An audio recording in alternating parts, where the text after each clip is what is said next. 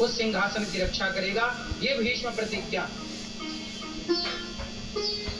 जब ये बात शांतनु ने सुनी कि मेरे बेटे ने मेरे लिए विवाह तक को त्याग दिया, तब उन्होंने कहा, पुत्र तुमने इतनी बड़ी प्रतिज्ञा ले ली, बेटा छोड़ दो ये प्रतिज्ञा, मैं नहीं करता स्त्री से विवाह।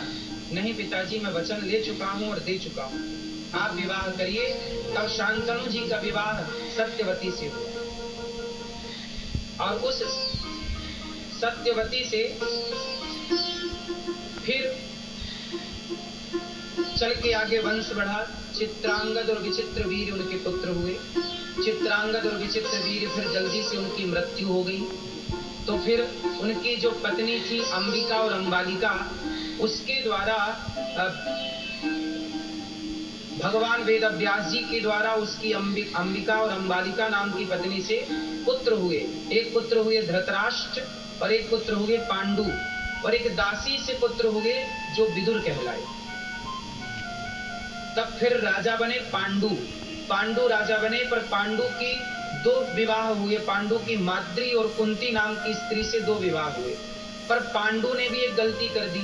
पांडु ने भी एक जंगल में एक हिरण और हिरनी, ये दोनों जंगल में विषय भोग का सुख ले रहे थे। हिरण और हिरनी एक्चुअली ये दोनों साधु थे। एक महर्षि संत की पत्नी ने कहा कि हमें आपके संग रमण करना है। तो कहा कि ये तो भगवान के भजन का टाइम है, अभी नहीं।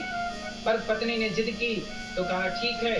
तो दोनों बन गए मृग और मृगी। क्योंकि देखो, शरीर को बदलना वो विद्या थी उनके पास, जो चाहे बन जाए, तपस्या का बल। तो मृग और मृगी बन के दोनों वो रमण कर रहे थे। तो उनमें से मृगी को मार दिया पांडु ने।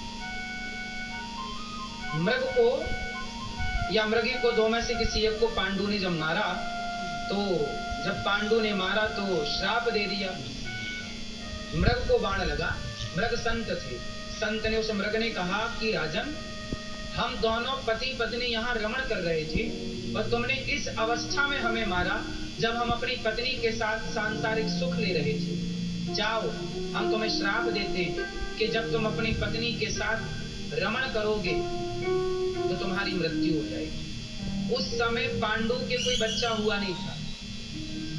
उस समय तक पांडु के कोई बच्चा नहीं हुआ।